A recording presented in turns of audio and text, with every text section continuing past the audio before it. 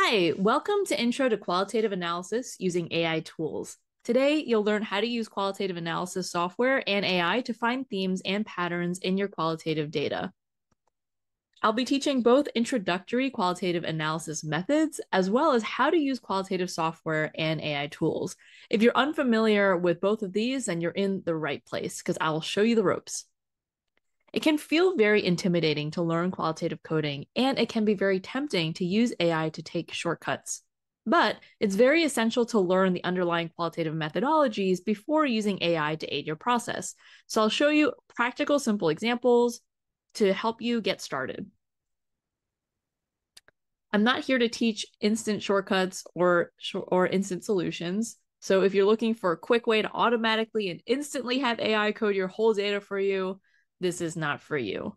I'm going to show you what AI can and can't do. And I don't believe that there are quick shortcuts. So you might believe that AI can instantly analyze your data, but the reality is that the output that AI produces can be quite surface level. AI can produce things like topic summaries, but it can't deeply understand your data. It doesn't know the context behind your research and all the human elements that it takes to generate really good quality themes. So stick around if you want to learn the fundamental qualitative methodologies and learn how to deeply understand your data and do your own analysis while using AI as an assistant for certain steps in the process. I'll share the basics of qualitative coding, how to use AI tools to assist you in the initial coding process, as well as the other phases, have AI help you like a peer debriefer, and then teach you how to use software, tools, and your own understanding of methodology to write your final narrative. I'm going to be demonstrating this using the Delve software. You can follow along by going to www.delvetool.com/get-started. All right, so let's start with the basics. What is qualitative coding? And before I go in, I want to say there is no right or wrong way to code. There's only what's more or less appropriate for your research. So qualitative coding is a process of taking unstructured data and systematically categorizing those excerpts to find themes and patterns for analysis. While parts of this can feel mechanical and possibly easy to automate, qualitative coding is a deeply human process. It relies on you to use your own perspective and subjective interpretation of your data to determine how to categorize and derive meaning from it. So let's talk about what a code is. Codes are tags or labels that are assigned to excerpts of text. Think of it, just like a tag. Here's a quick example. So here's an excerpt from a transcript. I wake up around 8 and I'll eat breakfast in the kitchen. I always make tea and eat yogurt and banana while catching up on the news on my phone. To code that, I'm going to highlight that whole thing, underline it, and code it with breakfast routine. So there we go. That's an example of coding. And as you can see, it's very subjective. There's multiple ways to code this. Maybe you saw that excerpt and you want to code it with something different. There's no right or wrong way. Breakfast routine is not the only way you can code, but this is how the process generally works. So I'm going to dive into some steps for coding. I'll show an example of how to do it. And a caveat, this example I'm showing is not the only way to code. There are a lot of different ways to code. There's a lot of methods, grounded theory, inductive, deductive coding. So I always recommend for you to learn multiple coding approaches so you can choose the most suitable one for your research. AI can assist with many different kinds of qualitative methodologies. There's not a single methodology that AI is only suited for. So based off what I'm showing you, feel free to pick and choose parts that work for your process and things that don't work. And if you want to learn more, we have a lot of information on our blog, delvetool.com/guide. All right, for the steps for coding, these are the steps. I'm going to go and dive in step by step and show you each one with examples. So step 1, familiarize yourself with your data. So first step is to have your data ready to go. So we're going to talk about transcripts from in-depth interviews. The first step is to bring those transcripts into your qualitative tool to get familiar with your data. So let me just show you quickly how to do that. So here I am in Delve. I'm going to click on Get Started. I'm going to drag and drop my transcripts into the project. So there we go. That's my data.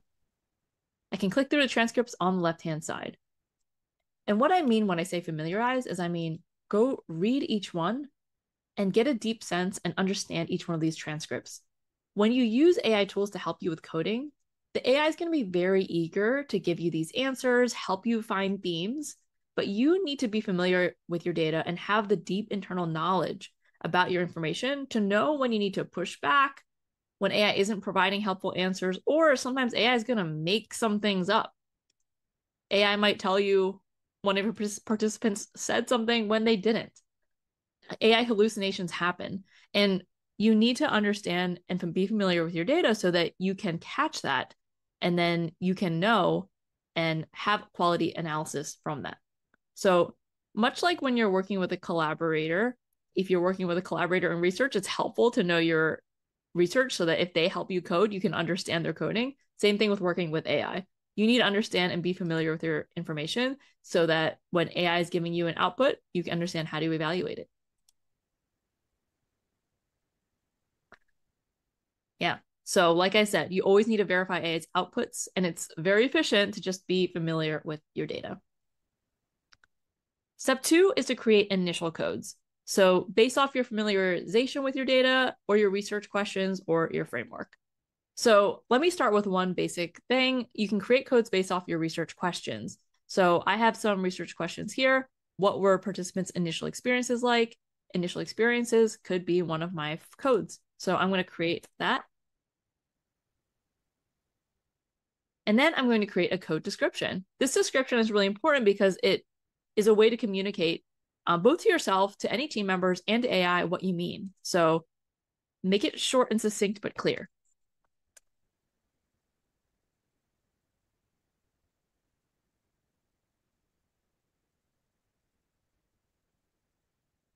And there's 2 more examples here. So I had a question: in what ways do participants adapt to the new situation? I'm going to make a new code called adaptations. But the code description is going to add a little more detail. Mm.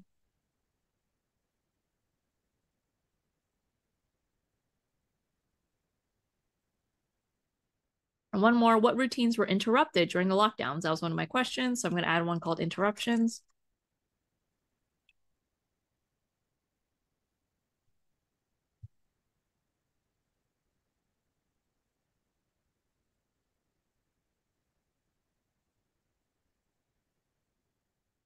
So there's an initial set of codes I made based off of my research questions. Another way is to create initial codes based off your familiarization when you're with your data. So while you're reading your transcripts, you may have some topics may have come up that really stand out to you. You can make codes based off of what you're seeing in the data. I'm going to give you a few tips for how to think about that. So there's a few initial coding methods you can try. One is to write descriptive codes. That's just looking and creating a topic summary. So let's just take a quick example here. So Cynthia says, so I mentioned grocery shopping. I had to learn how to use the app and figure out how to find the right time slots for grocery purchases. If I want to summarize that, I can honestly just say grocery shopping. There was a change here related to grocery shopping. I can add that as a topic. I'm going to highlight this and add grocery shopping. And then in the code description, so I'm actually already coding that and making the code, but basically I'm going to describe any changes to how people grocery shopped after the pandemic. And I'll just do one more. In vivo code is when you use participants' language. You can use actually the words that somebody spoke. So actually, I'm not going to use that example. I'm going to talk about process codes. Process code is one that shows an action. It's a verb. So, okay, actually grocery shopping also counts as a process verb, but let me do a different one. Cynthia said, we did these group family chats, which were great. I always look forward to those. I think it was nice that they could work from home now. So one code here could be doing group family chats. And that is a process code. So basically go through your transcripts, and if anything in your familiarization inspires you to create codes, go ahead and add some. Don't feel the need to code everything, because my next step is to then show you how to take these codes and have AI apply them to your data. So just do enough and then go on to the next step. All right. So step 3 the next step is to apply codes using AI. We're going to explore how AI applies your codes and iterate on those codes themselves. AI is going to take your transcripts and place your quotes into these high-level buckets. All right, so what we're going to do now So I'm going to click into a transcript and then click on apply codes using AI to see how AI coded. As it's doing this, the quotes are going to start showing up here, and then AI is going to provide right here. This is a quote that AI had coded with grocery shopping, and then an explanation from the AI. It's going to slowly populate, but don't take AI's coding at face value. You want to go through these and assess if the snippet belongs to it or not. You can ask a follow-up question to see if you agree or disagree with what AI is seeing. So right here, let's just take an example. Cynthia says, I was worried. I was concerned about my kids. And then they talk about initial experiences. So I can ask AI a question. Can you summarize the snippet for me and explain why you, okay, how about this? Can you summarize the snippet for me? So this is a little long. Maybe I don't want to read all that. Okay, so she's talking about how Cynthia expresses her worry and concern for her sons who live in different states. And then maybe I think maybe that's not exactly initial experience. Maybe that's like something different. I can say, are there any other ways you might code this instead of initial experiences? So I'm kind of getting ideas for different ways I can code. And all right, this is interesting. So AI is saying I can add other codes like family concerns, caring for loved ones, or pandemic response, parental worry. Yeah, that's pretty interesting. I can keep these in mind. These are possible codes that I can add in the future. But as you can see, I'm kind of using AI like a colleague and a sounding board to explain what I'm seeing in the data and seeing if I agree or disagree. Another thing I can do too is like if I see something where I don't agree with the way the AI coded, I can remove the code that doesn't make sense. Like right here, this quote says, my older son lives in San Diego, my younger son lives in Boston, and AI coded as interruptions. Look, I don't really think it should be coded with interruptions. I'm going to go ahead and remove that code. So there we go. I removed it. So yeah, just go through and review it. Another thing you can do too is suppose you went through and did this process and there's a lot. I'm removing codes from all of these. Like I don't like how the AI coded. Go ahead and undo all of it. Remove codes applied with AI and now all those codes are gone. That can happen. Coding is an iterative process and really all AI is doing is interpreting your code names and code descriptions, which you can see if you go click on codes on the left-hand side. Sometimes what you have to do is actually like rename these or adjust them. So actually, I realized I don't actually have a code description here doing group family chats. I should add one so that it's a little more clear. Anytime someone talks about communication with family. Actually, even right now, I'm thinking this is a little bit doing group family chats is very specific. Maybe I'll just call this communication with family. Yeah. So I'll say anytime anyone communicates with family, including group chats and other forms of communication. Sometimes you have to iterate on your code book, go back to your transcript, and then run it again. So I went to a different transcript because I'm now curious like how it's going to interpret this transcript. But go through your transcripts and just see how AI is applying those codes.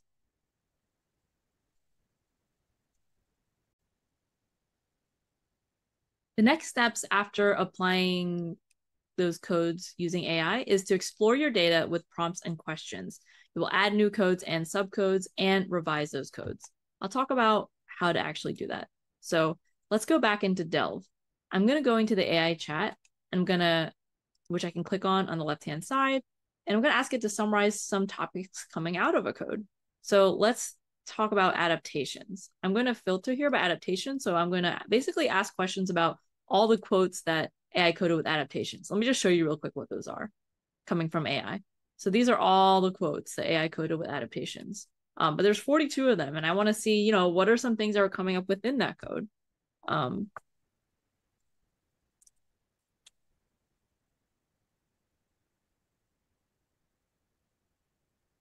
Going to ask this question AI. This is great. AI is giving me a list of different topics that came up. And then with each one, if I click on this link, that is a quote that that it is using to cite its answer. So based off this, I'm going to read through, and there's some of these that I'm going to like, that I might even want to add as subcodes, and some of these that I might not like, and maybe they're not exactly, I don't think it really fits with my research. But one thing I like here is, let's see, communication, community support, and collaboration. People come together to support each other. That's one way that people adapt it. And let's look at some quotes. I remember seeing some friends post things on Facebook saying they had contacts in Asia to acquire more PPE for people if they need. I think that's great. So I'm going to go ahead and add community support and collaboration as a new code. I'm going to add that as a subcode under adaptations. I'm going to copy and paste this into the description, and then click on this quote. Let's see. This is quote number 19. And I'm going to code it with this.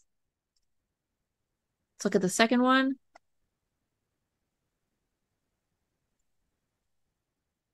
Okay, this quote, I just read it real quick. I don't think I really want to code it with community and support. So as you can see, sometimes AI is going to give me some citations. I really like this topic, but I don't like that citation, so I'm not going to code it. I'm going to check out this one. This is kind of about using hand sanitizer on the table, wearing mask. I think it's good enough, so I'm going to code it with that. So there, I summarized the main topic and then broke it out into different topics and then created subcodes based off of that. So yeah, make sure you use your own critical thinking to decide what works for you and what doesn't work for you. Another thing you can do is evaluate and revise different themes. So maybe in initial experiences, I have 33 quotes in there. I'm going to start a new chat. I can do that by clicking it on the left-hand side. I'm going to click on initial experiences, and I'm going to see if there's any of these quotes that don't really fit within this group. Find snippets within this group that don't fit this code. Explain why.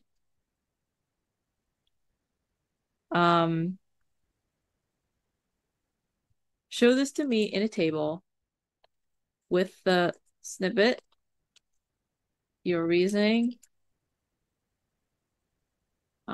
Yeah, how about your snippet and your reasoning?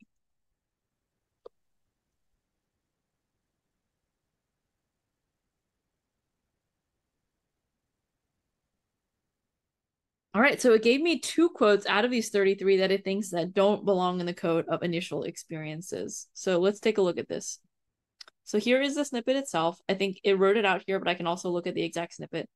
The other major thing too was that Laura and I have been planning our wedding for the past 2 years, and we were planning to get married at the end of April. So this is generally about wedding planning or interruptions.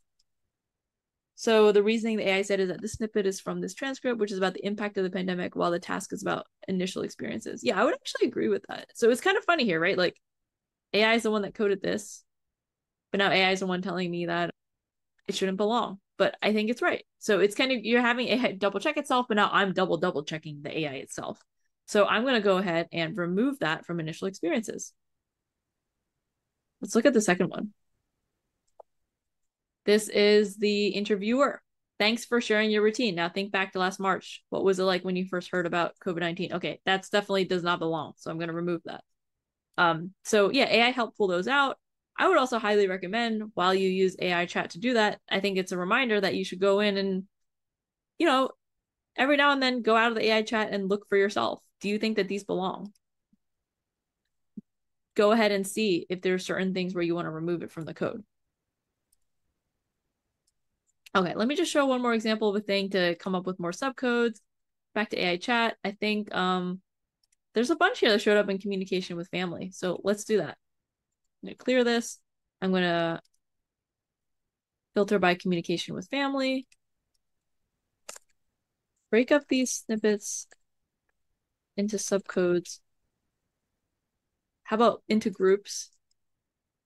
They are similar. Give that group a name. Give that group a description, and provide snippet citations in the table. I'm basically asking it to take everything in this communication with family section and group it together. All right, so communication with family. They have changes in social interactions during the... This isn't exactly what I was expecting, but they did make a table. changes in social interactions during the pandemic.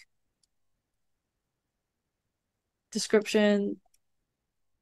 This is about how individuals adapted their social interactions during the pandemic. So one thing you can do with AI too is I can have it reformat because I don't, this format's a little hard for me to read. Give this to me again in a table where the columns are snippet.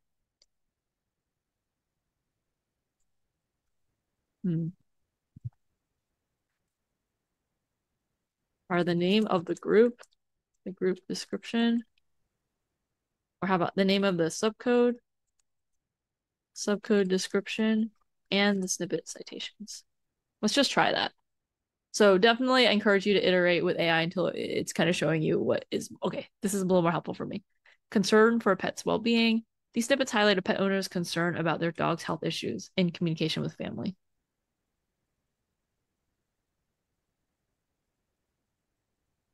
Yeah, that's interesting that this is coming up from communication with family. So I would say when I see that, I don't know if I would add that as a subcode under communication with family, but I think it's an interesting code in general. So I'm going to add concern for pet's well-being as a new code.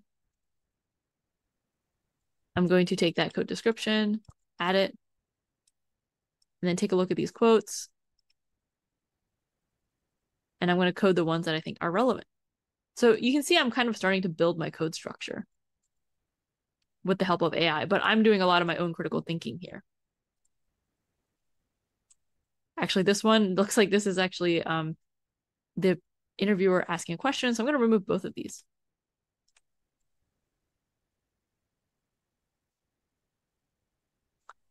Now let me do one more example with initial experiences. Let's break that out into some subcodes.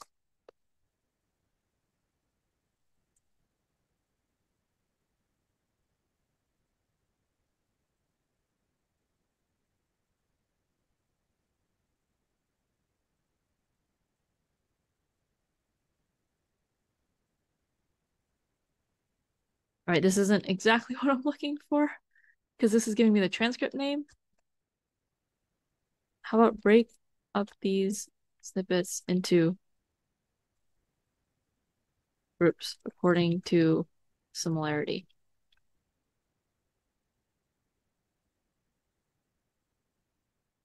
So I'm basically asking it to basically put these snippets into groups, group them by similarity, give those groups a name and a description. Okay, this is much better right here. So the group name, description, and snippet citations. So I'm going to go through really fast just because I want to just show you quickly how you do this mechanically. But I think, let's say this. If I like this group name, I'm going to add that as a group name, drag it under initial experiences, copy and paste the description, go to each one of these snippets and code it. Definitely take your time to read each one and make sure that you actually like what you're seeing. Some of them you might like, some of them you might not like. And then next one, coping mechanisms. I'm going to add that as another subcode. So I'm starting to create this whole collection of subcodes based off what I'm seeing.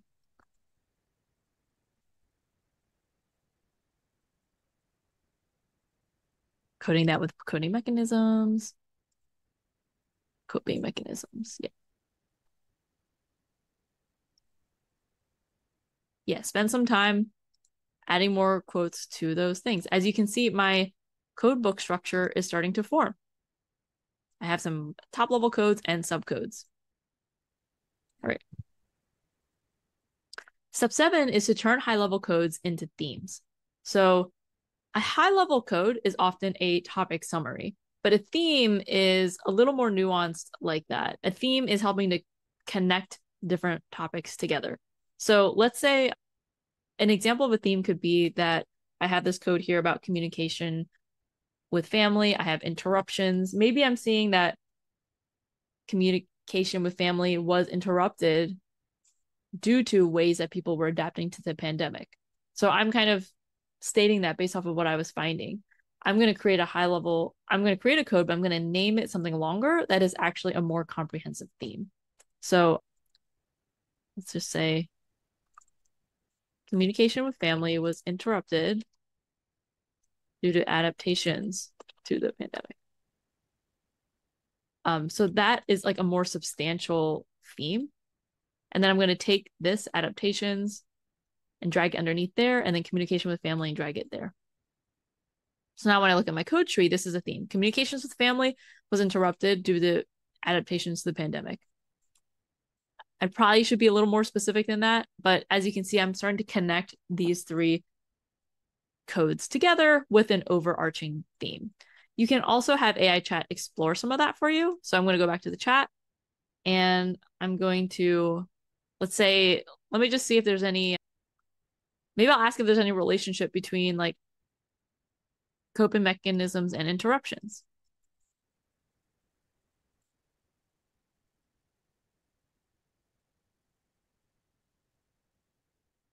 That could be, in my mind, a theory of like what a theme may be.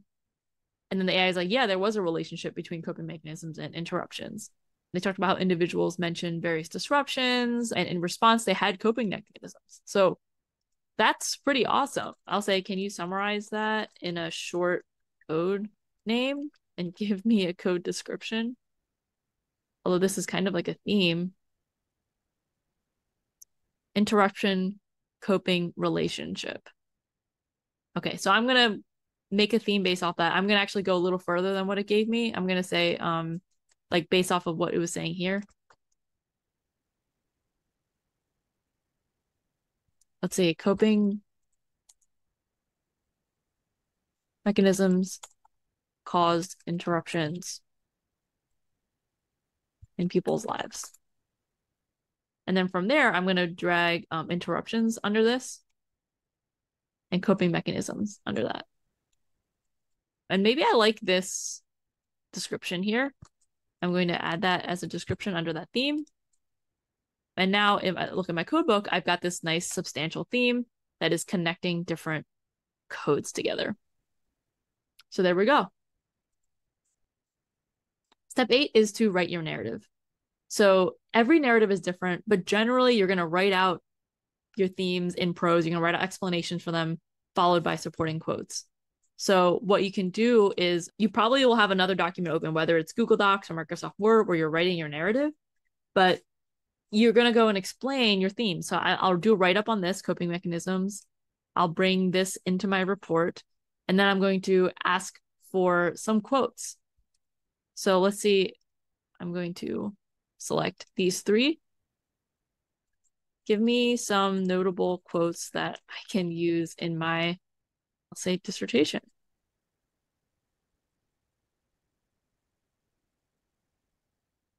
All right, so basically in my report, I'm going to talk about these coping mechanisms, how it caused interruptions, and then here are some quote examples. So I can go ahead and take some of these, copy and paste them into my report. I can even talk about which transcript it came from, and there we go. I am writing a narrative. Another thing you can do is I can have AI write up a finding section. So I would not use this finding section, but use it to inspire you. Use it as maybe like a pre-first draft. Write up a finding section for my dissertation based on these quotes.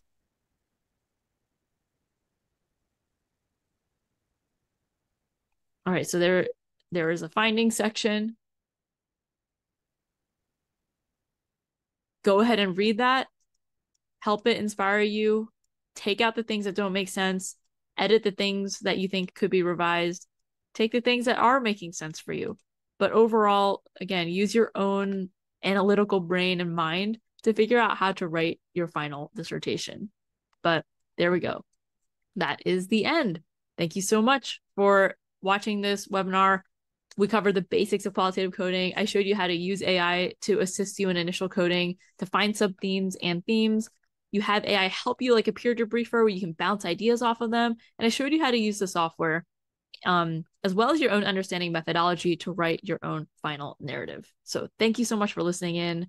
Go ahead and start a free trial of Delve, the AI-assisted qualitative data software, to show how to do this whole process. You can start a free trial.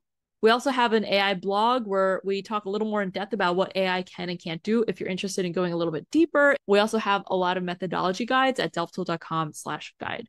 So yeah, congratulations. Best of luck with your qualitative coding, and reach out to us if you have any questions.